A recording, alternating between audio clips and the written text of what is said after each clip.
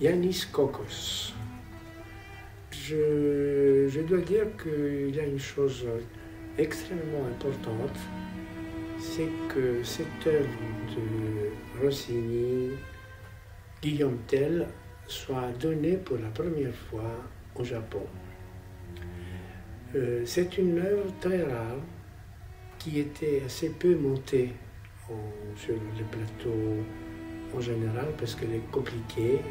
Elle demande des artistes, chanteurs extrêmement puissants et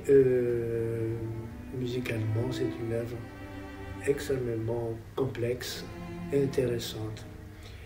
J'ai dit cela parce que justement Guillaume Tell est une œuvre qui ouvre pratiquement ouvre vers la modernité au XIXe siècle. C'est des premières œuvres qui apportent des éléments musicaux totalement nouveaux et que beaucoup de compositeurs comme Verdi ou plein d'autres compositeurs d'opéra ont pu puiser à l'intérieur et faire en sorte que cette œuvre finalement a pu se prolonger à partir de son originalité et comme ça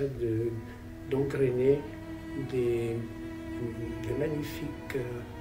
ouvrages plus tard. Ce qui est important aussi, c'est que c'est une œuvre qui est une œuvre, je dirais d'une certaine manière, testamentaire, même si ce testament est écrit par Rossini à l'âge de même pas 40 ans. Mais c'est une œuvre qui est en fait sa dernière œuvre parce qu'il est allé très loin et il pensait qu'il ne pouvait plus aller plus loin dans la création musicale. Et comme ça, il s'est arrêté d'un seul coup en laissant cette espèce d'œuvre absolument énorme et qui a été une œuvre aussi très importante pour un compositeur comme Berlioz, qui a fait d'ailleurs des commentaires remarquables sur l'ouvrage, et que d'une certaine manière, les deux compositeurs se retrouvent, et il y a quelque chose dans l'immensité de Guillaume Tell, de l'immensité des Troyens. Lui, il essayait de dépasser cette légèreté qui était sa marque de fabrique, en tout cas pour certains types d'œuvres, pour les œuvres qui ont eu un grand succès, mais c'était une marque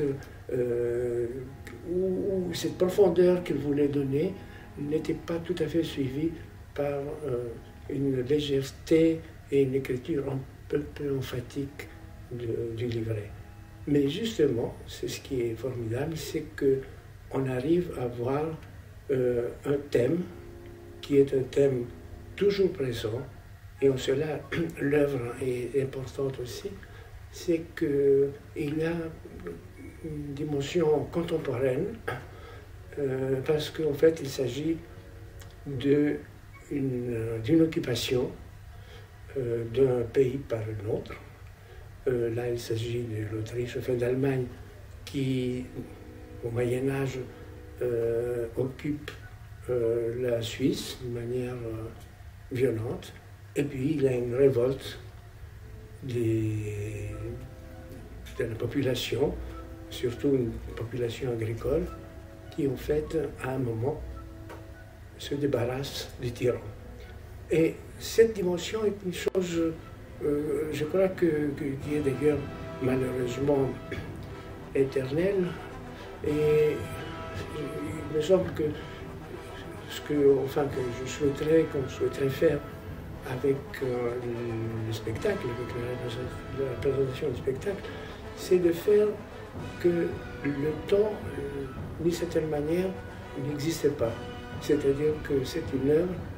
qu'on sort de son climat romantique et on l'introduit dans un monde qui n'est pas absolument défini, mais qui correspond à quelque chose des problèmes éternels des pouvoirs et des révoltes contre des pouvoirs violents et injustes. Et donc, voilà, ce que j'aimerais, en fait, je sais que je vais faire tout pour rendre cela visible, faire en sorte que le temps passé et le temps présent, et c'est une chose qui est un peu constante même dans mon travail en général, c'est qu'il y a toujours une rencontre entre le passé et le contemporain pour faire en sorte qu'il y a cette mémoire historique et cette mémoire culturelle qui en fait se confond avec la sensibilité qui est la nôtre aujourd'hui et trouver les moyens esthétiques de la rendre visible tout en respectant le récit et tout en étant parfois infidèle pour être encore plus fidèle à l'œuvre. J'espère qu'on va y arriver. Avec à la baguette Kazushi Ono, qui est un musicien qui m'est très cher et qu'on a souvent travaillé ensemble déjà. Et je me réjouis vraiment de le retrouver parce que c'est un musicien qui peut absolument donner la dimension double finalement de cet ouvrage, à la fois exaltante et parfois onirique. Et puis de retrouver toute l'équipe du théâtre,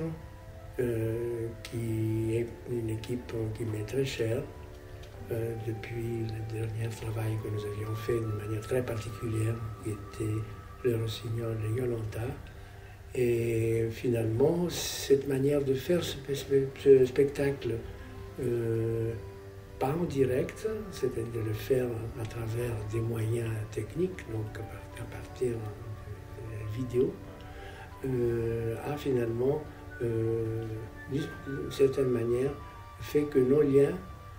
sont devenus encore plus forts parce que justement on a senti le manque de la présence du travail et que malgré ça on a pu le réaliser au mieux. Et je ne sais pas avec quelle équipe on aurait pu le réaliser de cette manière vraiment remarquable. Voilà, donc je dis à tout notre public à bientôt, dans un an. Le temps passe très vite.